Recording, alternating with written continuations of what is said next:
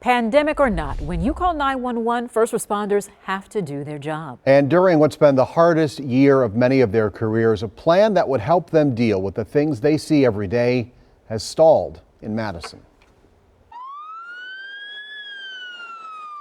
Our first responders have had a tough year in Wisconsin. Mass shootings, a record number of homicides, rising tensions in the community. All this alongside the COVID-19 pandemic. It's a pandemic that doesn't stop when we call 911. Ladder 2. This year has been unlike any other. Can I get you to cross the street, please? You're right in the heart of our scene. It's not safe for you to be here. Earlier this year, the I-Team found those who may need it most can have a hard time finding care for post-traumatic stress disorder, PTSD. We told you in February about a bill that would cover PTSD in the state's workers' compensation law for first responders. Since then, that bill stalled, waiting for the final votes needed to get to the governor's desk. Yet another setback caused by the pandemic. We're still going to all the fires and the car accidents and all the trauma that we see. But now the call volume is much higher as well. Exactly. Joe Flick is a Milwaukee firefighter and president of the group Ignite the Spirit Milwaukee. It provides mental health support to first responders.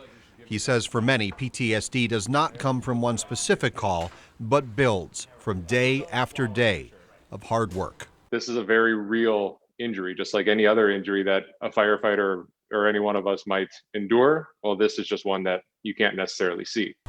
For many, it's accumulation of all the calls where you have veteran firefighters and police officers doing 15, 20, 25 years on the job without any type of support or treatment. Mike Dowd is the executive director of the Wisconsin Injured Law Enforcement Officers Resource Council. There is no assistance.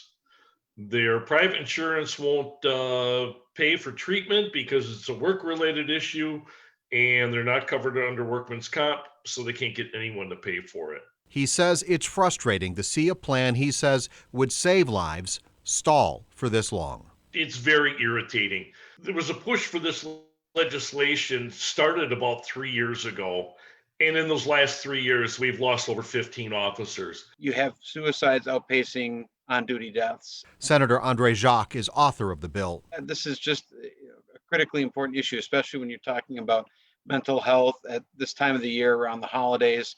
You're talking again about a profession that has really taken a beating. He's hopeful lawmakers can come to an agreement before the end of the year. We have to find some way to get it over the finish line. But there's only a few days left in this legislative session. If the bill waits any longer, Jacques and his fellow lawmakers will have to go through this process again. And those we ask to save us will have to wait longer for the help that could save them.